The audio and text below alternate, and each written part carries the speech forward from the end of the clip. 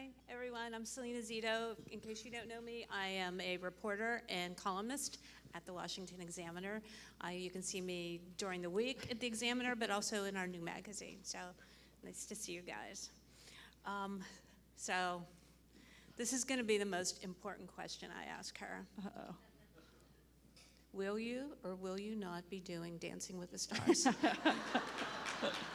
We need to know this. Yeah. And if you are, what sort of, is it going to be disco? I mean, tell us how you feel about this, Sarah. This is actually one of those questions that I can be completely 100% transparent on. I don't have to dance around the topic on this one. I am my father's daughter. He tells terrible, corny jokes. I absolutely will not be participating in Dancing with the Stars. I'm very proud of my friend, Sean Spicer. I think he's done a great job. He's clearly had a lot of fun with it. He looks like he's having so much fun. Yeah, and he has been Also, tough. I would never wear that shirt to a shirt, ever. Yeah, I sent him a note, and I was like, but the shirt, really? Did that have to happen? And but I'm really happy for him, and I'm glad that he's doing so well, and that he has, I think, taken this one on for all current and former press secretaries, and I think we've checked that box, and we'll let him kind of shoulder that burden for the whole group. So I think I'm going to take a hard pass. You heard it here first, folks. Breaking news. She's definitely doing it. Just like the news to say no, and then they twist it. So now I feel back at home. Okay, good. So the first time I met Sarah, she was working on her dad's campaign, and in 2008, I think it was. Yeah. And as a reporter, at the time I was working for a Pittsburgh newspaper, my room was between her dad and mom's and Chuck Norris. So it was, and you... It was really fun. That was You fun. have to love Iowa, where you can see, superstars and 12 presidential candidates in a single day. In the same room. And then all be at the same hotel, because you only have two choices. I know, that's so true. And the second time I saw you was when I interviewed President Trump in the West Wing for the Examiner. And that was right before you started as press secretary. And so one of the things I think is compelling and interesting to ask is that you tried in your role as a press secretary, and tell me if I have this wrong, but you always seemed, and because I live in Pittsburgh, maybe I absorbed it a little bit differently, but you always tried to project your answers more to the people outside of Washington. Can you talk about maybe, is that something that you wanted to do? Is it something you talked to the president about what you did? Was it something that you felt was really important? Absolutely. I mean, I think for the most part, we knew that the majority of the people in the room, for lack of a better term, were a lost cause. They weren't listening to anything I was saying. Frankly, they didn't care what I was saying. Most of their stories were written before they ever walked in the room, and they were hoping to get a quote from me to validate their story. And so I felt like the best policy was to speak to the people that ultimately really matter, and most of those people are outside of that room. I certainly wanted to do my best to answer their questions and provide information, but at the same time, I wanted the opportunity to give unfiltered information to the American people, and tried to do that as best I could by speaking directly to them and sometimes ignoring the crowd in front of me. Now, did you develop this through conversations with the administration or inference from the president? How did you get to that point where you're like, I need to get this message across? Well, I think the president has proven time and time again that going directly to the American people is the most effective way for him to get his message out. He does that every single day, sometimes making my job slightly harder, but also, at the end of the day, no one elected me to anything. I was there to speak on behalf of the president. I wasn't there to give my opinions and my thoughts and my feelings. I was there to relay where the president was on a particular topic at that particular point in the day, and get that information out. And so I spent as much time as possible with the president, listening to him, understanding where he was, and trying to get that information out in the same way that he did, and that was by going directly to the American people. I was doing my best to reflect his thinking, not mine, which, align. Certainly, I don't think you can do that job if you don't believe in the person that you're working for, you don't support their policies. But at the same time, I was there to speak on his behalf. Take us through your first day in the job. Well, how much time do we have? That would be because just take us through the whole, okay, you're now the press secretary. Yeah, so my first day on the job wasn't exactly as most jobs or moments in the White House, it was not a very scripted day. And I woke up that morning and went to work just like I would every day. And your job was? I was the principal deputy press secretary under Sean Spicer. And they'd been talking about making some adjustments. I'd started doing the briefing quite a bit at this point, and talking about making some changes. And when I got to work that day, I got called into the Oval Office, and Anthony Scaramucci was there, as was the president and Sean Spicer and the chief of staff. And we sat down, and the president announced that he was going to be making Anthony the communications director.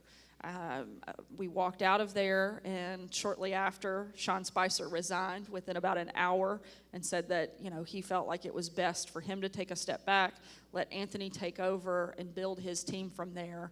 And about an hour after that, I was named the new White House press secretary. The interesting part of that, we're sitting there, and Anthony's like, so we'll go out and I'll be announced as the communications director, you'll be announced as the press secretary. And I was like, wait, I'm sorry, can you go over that just one more time? He said, yeah, I'm the communications director, you'll be announced as the press secretary. And I was like, okay, has this been discussed, decided? He said, yeah, we just assumed you knew. And I was like, well, okay. I didn't, but that's great. I was like, how much time do we have? He was like, about 15 minutes. I was like, I'm just going to let my family know, if that's okay, that this is about to happen.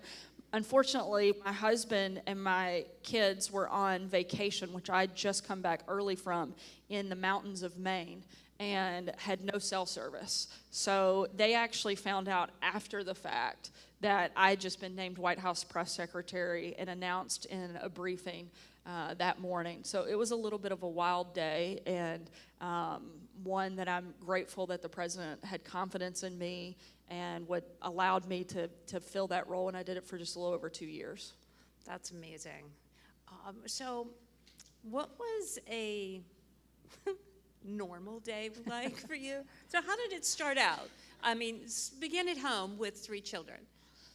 Usually it was usually a fight between either morning producers and my son Huck, who likes to get up very early, on who would wake me up. And so he might come in at 5 a.m. or my phone might ring by 5 a.m. The morning show producers always called early in the morning before shows really kicked off and want to know,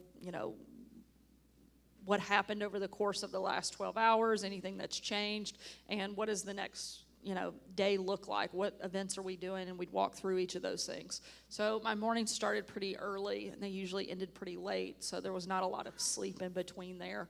And, it depended on what was happening in the world, because the news is no longer a 24-hour news cycle. It's more like a 20-minute news cycle. So what I woke up dealing with and thinking was going to run my day at 5 a.m. was usually extremely different by 10 a.m.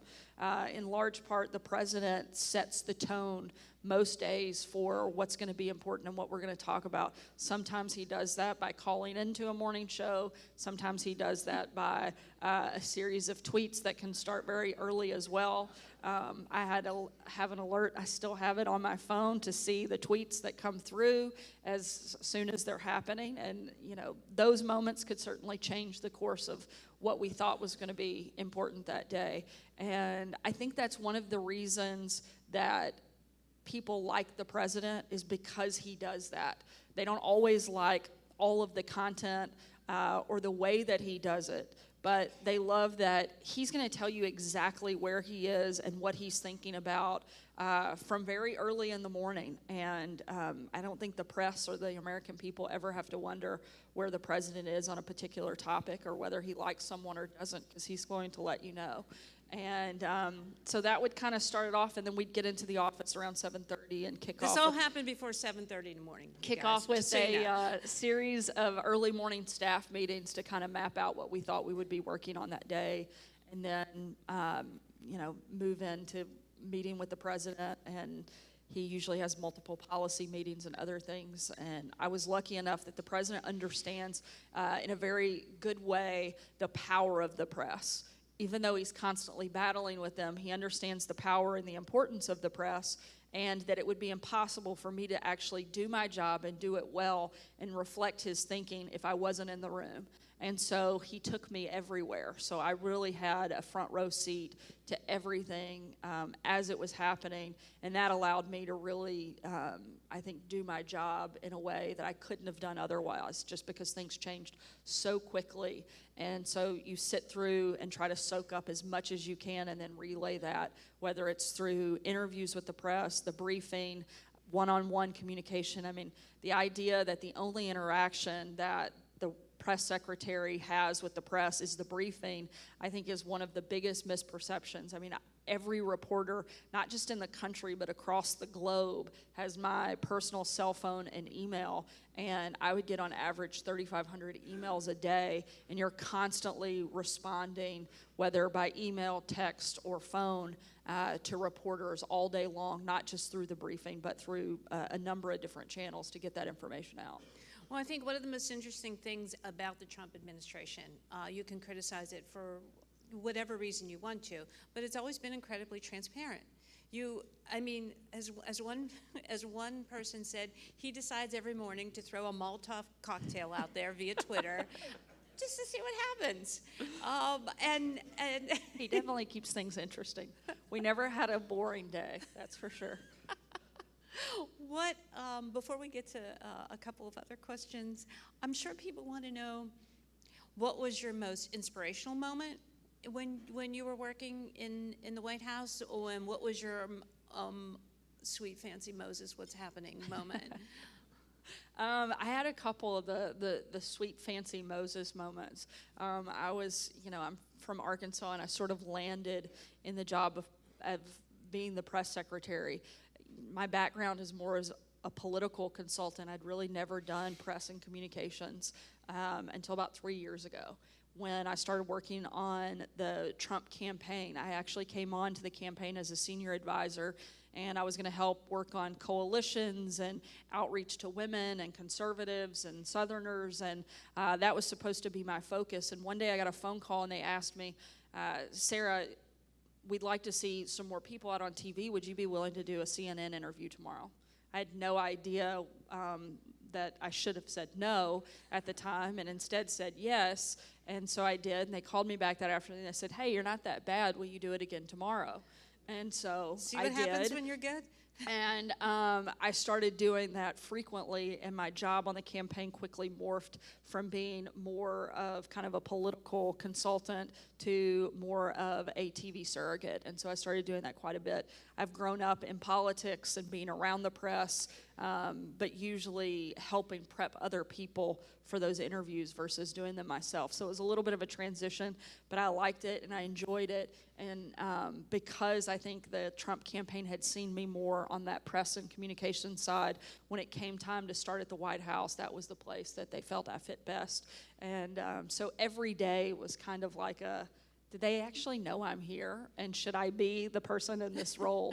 Particularly on moments, when we met for the very first time when the president sat down with Kim Jong-un, there were 7 people on the North Korean side and 7 people that represented the United States side, and I was one of the 7. And as we're walking in, I'm kind of looking around, and I'm looking at the other 7 people, and I'm thinking, well, who's the one that doesn't belong? That would be me. And I turned to Mike Pompeo, thinking I'm going to kind of lighten the mood and joke a little bit. And you've got John Kelly, a 4-star general who I know will be here later this weekend, and Mike Pompeo. And I turned to Secretary Pompeo and I said, "Sir, am I the only person here who hasn't either killed someone or ordered someone to be killed?" And I think he'll laugh and be like, "Oh, that's so funny, Sarah." And he kind of looks around and goes, "Yeah, you're the only one."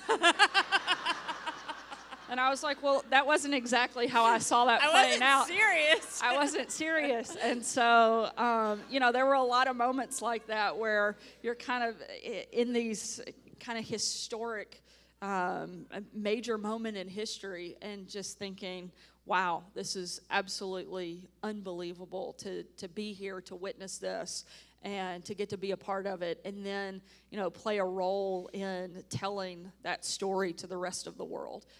It's an incredible opportunity. It's also an incredible responsibility, and one that I tried to live up to every day and make sure that I was doing the very best that I could and bringing that energy and enthusiasm that the president brings every day to the administration as well, so that I was reflecting, again, what he was trying to do and what he was trying to accomplish. Is he exhausting? Extremely. I don't know how he has the energy he does. It's a fact. You can read it, but he's twice my age. He probably doesn't appreciate me saying that, but he's twice my age, but he has twice as much energy as I do. We would be at the end of long foreign trips and long days, and he's like, "Okay, what's next?" And we're like, "Bedtime. Like, we're tired. Like, what's next is we all go home." And he'd be like, "Well, we have all this stuff to do." And I'd be like, "Can we do some of it tomorrow, maybe?" And he's like, "Well, let's just, work through these next, this is Sarah, we've got a 10-hour flight. Sit down, let's get some of this stuff done." I was thinking, 10 hours, 10 short hours of no sleep. Okay. No sleep. But he is, he brings just tremendous energy and enthusiasm. He really loves this country, and he wants to see it continue to be successful and continue to be prosperous, and he brings that every single day to the office, and I think that it's special and really incredible to watch. The last time I interviewed President Trump for the Examiner, it was in Erie, Pennsylvania. It was last year at this time. And I'm going to reinforce her he's exhausting thing. Ahead of the interview, they're like, 10 minutes, Zito, 10 minutes, Zito. Like 45 minutes later, after I'm done still talking to the president, he said, "Hey, do you want to know what it's like to be a rock star?" and I wrote about this in the Examiner. He said, "Come on, walk with me." So he walked from the green room to where the podium was, all along the, we were in like a hockey arena. And he walked along, and he would peek in. You know how like there's the side entrances into a hockey arena, and there would be like Secret Service guys there, and he would peek in, and then one person in the audience would notice him, Secret Service. and the poor Secret Service guy, and the whole place would go crazy because they could see him peeking through the curtain. And I'm like, I can't believe that I'm seeing this.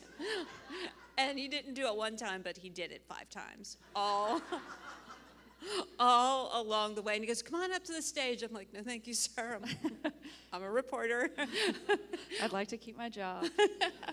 And that's one of the things I think a lot of people miss about this president. He is so much fun. He's funny. And he has such a great, charismatic personality, and he's got a great sense of humor. And I think a lot of times the press tries to make him too serious and take everything he says too literally. And sometimes he's just literally having fun at their expense because he knows that it's going to drive them crazy for him to say some of the things he does. And he does exactly it's almost like he peeks out of the curtain and laughs and then, carries on, and he doesn't, they just miss it every single time. But he's so much fun to be around. That's why I had that quote in 2016. Voters take him seriously, but not literally. And our profession takes him literally, but not seriously. Yeah. And I think that's why they missed the election so badly. Except me. Yeah, except you and one or two others. But for the most part, everyone thought there was no way he could possibly win, and I think it's exactly why, is because they took him so literally and not seriously, but everybody else in the country took him seriously, but also understood that he likes to have fun and he has a great sense of humor. So one of the things I think, an observation that I think was really important, and this is an observation that has been made by critics of the president. They have said, I don't mind that he gets hard questions. I expect that. That's what the press does. What we do mind, or what I do mind, is that the person before him didn't get as many didn't get the same level of intensity of questions. What are your thoughts about that? Well, I mean, I think you saw typically the love fest that the media had for President Obama. Not too long ago, just before I left the White House, we went on a foreign trip with a state visit to the UK. And I was talking to one of the people that worked for Theresa May at the time, and who was still prime minister. And he had been a reporter during the Obama administration. He's from the UK, not from the US, and was working for Theresa May at this point in her communications office. And he said, the contrast is truly astonishing. He goes, I've heard you guys complain and talk about how much nastier the press is to you versus Obama. He said, I'm watching it unfold in real time. He said, I've never seen anything like it. The questions that they ask him, the way that they ask him, the tone, the opinion that is laced into every question, he's like, is so night and day different of what we saw with President Obama. He said they would ask him, like, why are you the greatest president in the history of the earth? And, this president, it's like, why are you destroying the world like 1 second at a time? And he was like, it's just so different. And he said, you can see it. And he was like, I'm living through this now in real time and in real life. And, I think that so much along the way, and I think social media is a big part of the problem, there's no more accountability in the press. Anybody with a phone can now be a journalist. And I think it really undermines real journalism and real journalists, because you have somebody who has a blog or a Twitter feed, and now they consider themselves as journalists. And there's no editorial process. There's no accountability. They can say and put out anything, and people take it as news and they take it as fact, when really it's not news, they're opinions. We have blurred the lines so much between news and opinion that you no longer have the two distinctions of each of those things. I always say that if you can read a news story and you have no idea what side the reporter is on, then it's a good news story. But you'll be hard-pressed to find many news stories that are like that. There's so much opinion that is now integrated into the news that there's no question that there's a lot of frustration from the president, from the administration, and frankly from the American people, because they can't get regular, real news anymore. Do you think the challenge with some of the press, especially sort of the more high-profile press that would be covering you every day, that part of the challenge in the profession is that a lot of the people that work and cover the White House are all sort of from the same super zip code, right? And they went to the same schools and belong to the same community organizations, or their kids are on the soccer fields together. There's nothing bad about that, but it's a very they have a very familiar worldview, and there's less people that maybe went to a state school, or are pro-life, or own a gun, or sit in a pew every Sunday. So, and that's why their questions are more Washington-centric than maybe like, so what's the infrastructure, bill going to do? Or like the story I just wrote about Erie, how's the Opportunity Zone going to help Erie, Pennsylvania? And it did. I think that you hit the nail on the head. It's an echo chamber. They're all saying the same thing, and they all think the same things are important, and they think that if it's important to them, then it must be really important to the rest of America. But they're not listening to the rest of America, because the things that are important to everybody else, I've had the opportunity, both while working in the White House, but particularly now that I'm out, to travel around the country, and the things that people are talking about in Washington are not the things that people are talking about in Georgia and Arkansas and Colorado and Mississippi and everywhere in between. In Pennsylvania. And Pennsylvania.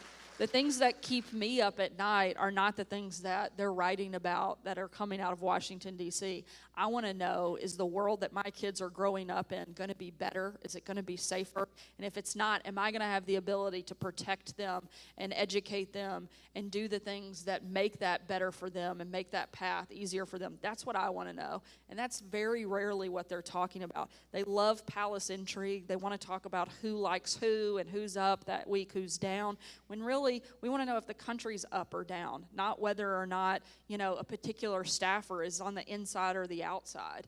And I think that reporters have gotten so caught up in what's important to them that they've forgotten to write about what's important to their readers, which is one of the big reasons I think you're seeing a steady decline in so much of the mass media industry. And people are starting to look for other ways to get kind of news and information. And, I don't necessarily think that's a bad thing. I think local news is probably still your safest place to go to get real news, because those people are living in the communities and they understand what people in those communities care about. They're usually, emceeing the banquets, and they're working and hitting the little league circuit, and their kids are playing on the same team that your kids are playing on. And so there is a much more, I think, realistic worldview that comes out of local news and what matters than you're going to get out of the national news media, who, I do think a lot of them probably come from various and very differing backgrounds, but once they get to Washington, it becomes one big echo chamber, and they all sound the same and write the same and put out the same information.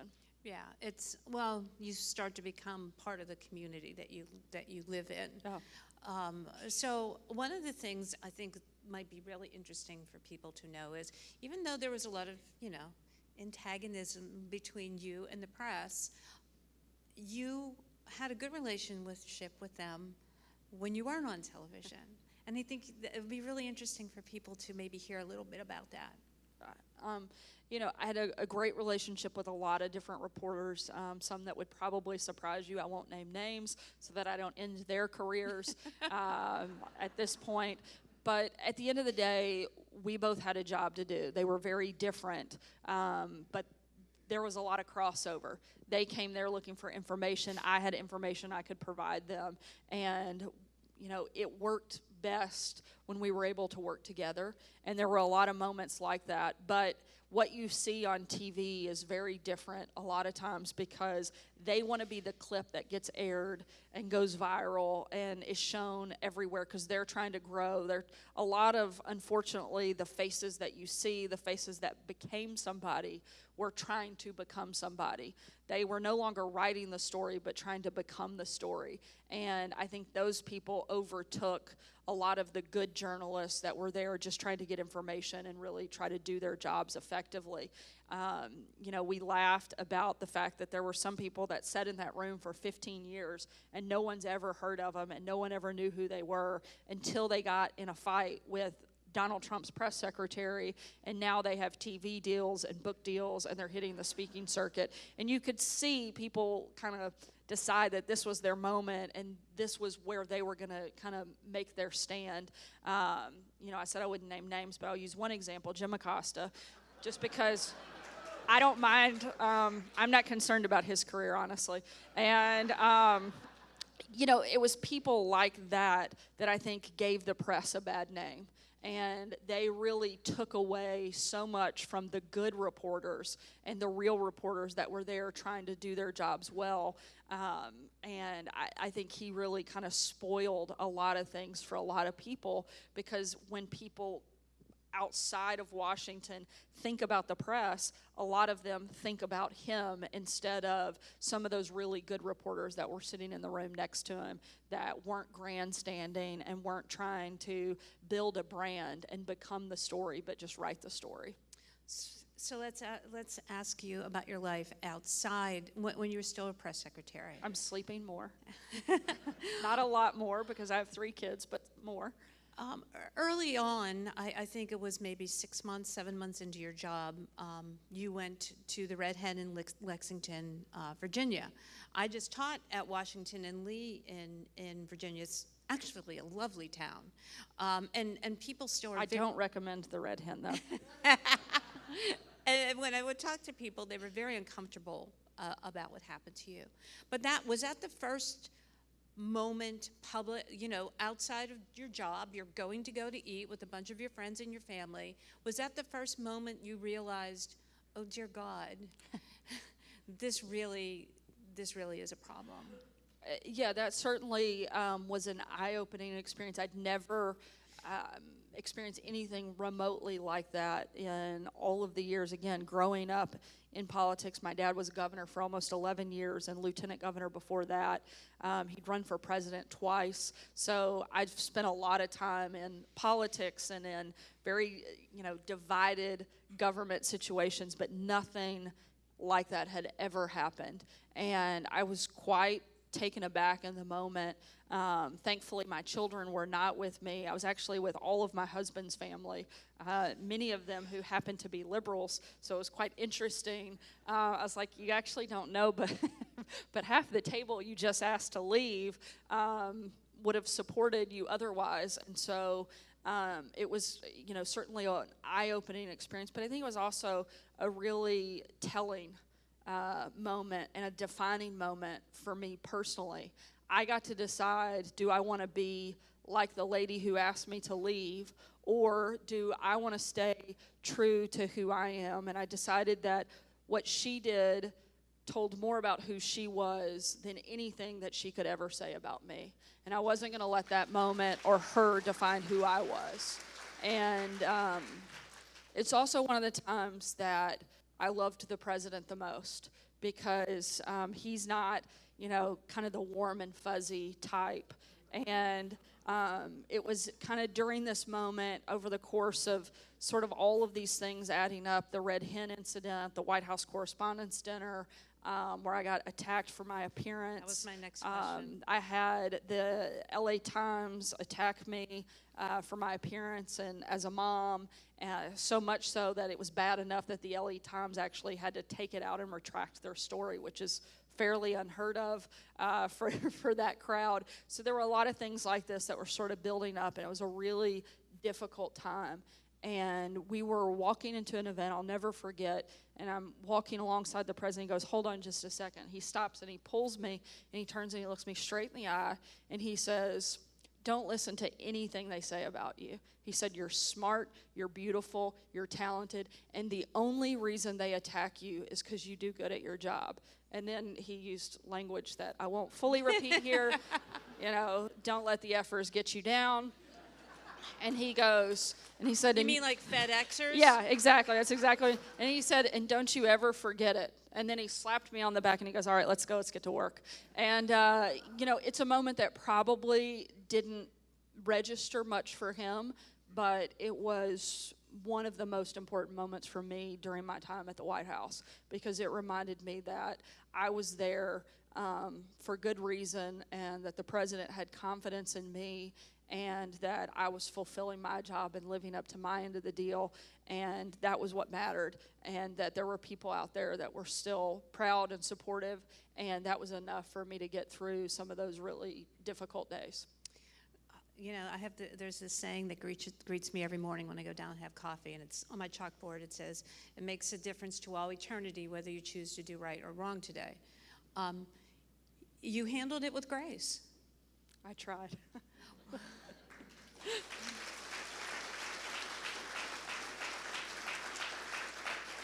I think, I think it's important that maybe people understand where that comes from and why, because obviously the president found value in that, or you wouldn't have stayed at that job for 2 years. You would have, moved on, checked out, whatever. I've got kids. You had plenty of excuses to leave. I think so much of it was that we had a job to do. And I came to work every day focused on that, and I tried to block out the distractions and the negative attacks and not let those moments define me, but instead let what I was doing and the job that I was doing be what was going to define me. And, I'm a person of very deep faith, and without that, I think it would be very difficult to have done that job, and certainly to have felt good about myself at the end of the day if I didn't have that. And I didn't have the comfort in knowing that I had, one, a family that loved me, a husband who was incredibly supportive, my parents, my in-laws, but also that I had a God who created me, that no matter what I did was going to accept me and love me no matter what. And so those things and that support and that confidence gave me the comfort I needed to go out and do my job and to do it to the best that I could, and not let any of the distractions or the noise be what drove me, but instead let the goal and the task at hand be what drove us. I think one of the most interesting things that you mentioned is that you have a diverse family in your in-laws. But I think that's good. They probably won't be too happy that I've shared that, so don't get me in trouble here. But I think that's interesting because if you go on Twitter, if you go on social media, if you go on Facebook, or if you turn on television, you believe with all of your heart that nobody can get along. Like, you can't have diverse points of view in a family. And yet I think you, who had a very high-profile job in the administration, shows that regular people kind of can. We're able to be more welcoming and open-minded about diversity in politics. And I hope that we don't lose sight of that. I think so much now we're seeing these moments like I experienced at the Red Hen, where kids who are wearing MAGA hats to school, or people who wear MAGA hats in airports are getting yelled at or drinks thrown on them. For a party that stands for tolerance, they're the least tolerant people I have ever encountered. And I think we have to go back to being able to disagree with one another without hating each other. And I think that it is getting into a really divided place right now. And that's why when I was speaking earlier, that we have to go back and look at the things that unite us. Let's focus on the things that we do agree on. Let's focus on the things that can bring us together. Instead of looking for all the reasons not to like one another, let's actually approach the situation and look at ways that we can find where we do like each other, and that we can agree on. Because I think at the end of the day, if you find two people, surely you can find something. It may not be something important or something that is monumental, but you can find something that you can both agree on, and let that be a foundation to build from, because I think we're moving into a really terrible time, and I hate the idea that people are no longer allowed to think like they want to think, believe how they want to believe, and do that in a public way. If we lose that, we lose what has made America so great and so special. If we have taken away the freedom of what the people that founded this country fought for and why they came here in the first place, then we lose who we are as a country. If we lose that, I think it'll be a really dangerous time in the world and a really sad time for this country. And, for people like me who have young kids, that's scary to think about that that's even possible. One of the most interesting character aspects of the president that helped get him into the White House was the fact that he didn't follow norms. That's to say the least. But he didn't mind disrupting things. And you almost felt as sometimes, though, when he does a tweet, or if he goes out and speaks, or whatever he does where you pick up whatever he's saying, he seems to understand, he seems to believe and think that everybody else is in on the joke. That's what he's doing. Yeah, and I think one of the things that people love about the president, particularly in the 2016 race, is he was so different than everything else and everyone else. And they were so tired of Washington functioning in the same way that it always had, whether it was Republican or Democrat. There are certain norms that are just always followed. It's like, well, that's the way it's done. Well, the president says, so what? And he does that with everything, whether it's Twitter or whether it's trade negotiations. He says, so what? Who cares if that's the way it's always been done? It's clearly not working, so let's do it differently. And I think that was one of the things that people loved about the president, and one of the reasons he won is because they knew that he was going to be somebody that was going to come in and shake up Washington and do things in a way that it had never been done before. And I think he's very much lived up to that and doing things in a way that they've never been done before. And I think it's been a great thing, and it's been refreshing. And I think that's the reason he's been able to accomplish so much in such a short amount of time as well. And one of the things I think that he also is not afraid to do, and very different from more traditional politicians. Usually traditional politicians will tell you something, and that's going to be their position. Like, nothing's going to change it. And anytime a position is changed, say when H.W. Bush was running for president, and he said, I will not raise your tax, no new taxes. And then he had to do new taxes. Because of that rigidity, it's always been hard for politicians to change their mind. Well, I have this thing I call Tuesday, Thursday Trump, where whatever he says Tuesday might change by Thursday, and he's okay with that. How was that as a press secretary? Very challenging. Because I was usually repeating what he was saying on Tuesday and then trying to, change things on Thursday along with him. But, I think that because things move so quickly, and because the dynamic and the environment changes, that we should give ourselves some of that flexibility. And I think it's a good thing that the president sees, you know what, maybe this wasn't the best thing. Let's do it like this instead. That's not a bad thing, to be able to change and to be flexible and to take a different approach when the environment around you calls for it. And so I think that it's a positive more than a negative, but it drives the press absolutely crazy. And that's probably also part of the appeal for him, too. Yeah. So let's talk a little bit about some of the questions that you would take.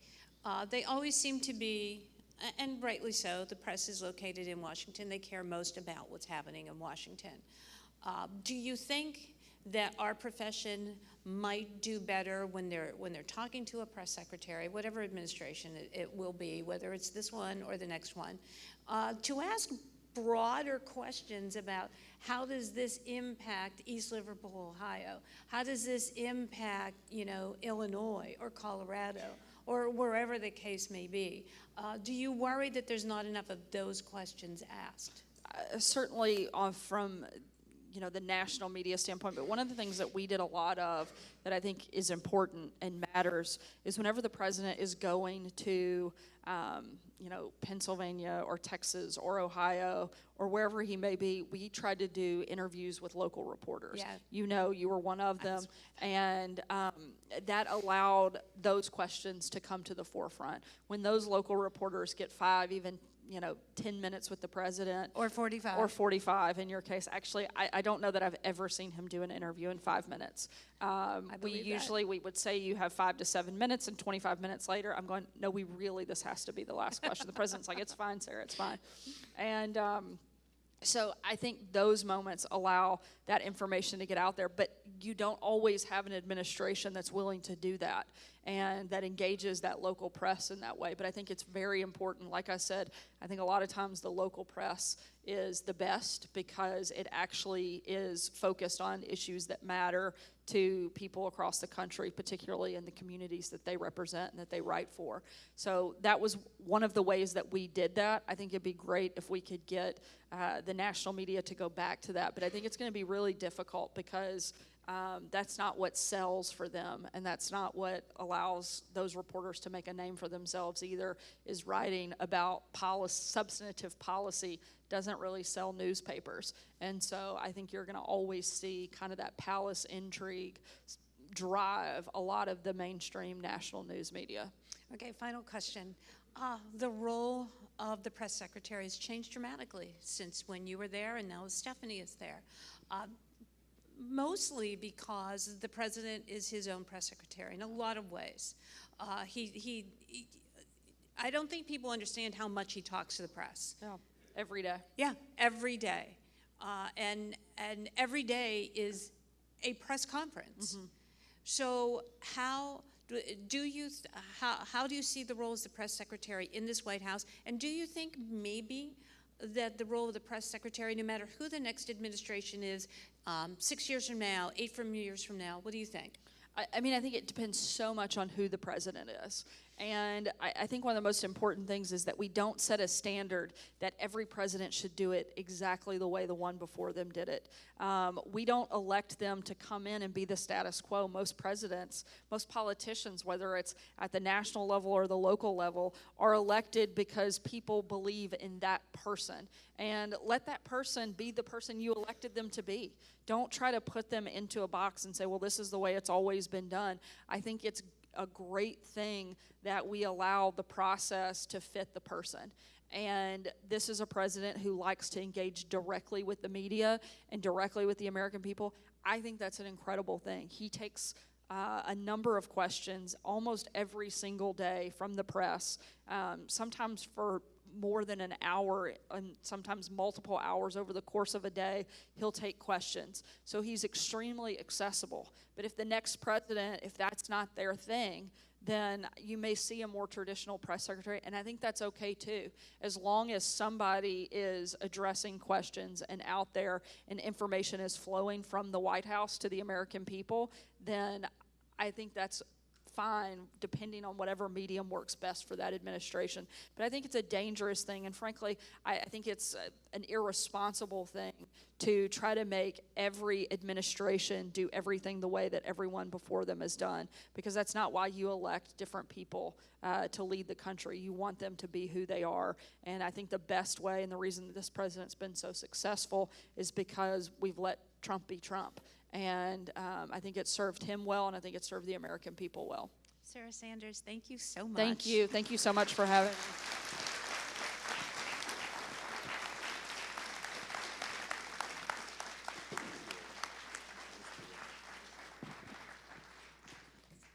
Once again, Sarah Huckabee Sanders, Salena Zito. What a real patriot and a role model. Who doesn't want that moment with the president looks you in the eye and says, don't let the effers get you down? I want that moment in that Queen's accent. I'm Larry O'Connor with the Washington Examiner. We're going to be spending a lot of time together the next couple of days. It's going to be awesome. You're going to love it. We have reached the point where we've got our first 5-minute break. Now listen to me carefully. 5-minute break. All right. Now, if this were some left-wing rag hosting this thing like the Huffington Post, oh, just go, come and go as you please, and we can start whenever. No. We're conservatives here. We stick to a schedule. We salute the flag, we love the country, and we mean 5 minutes, all right? And you're going to want to be back here in 5 minutes because we've got Minority Leader Kevin McCarthy, Congressman from California, next with David Drucker. We'll see you in 5.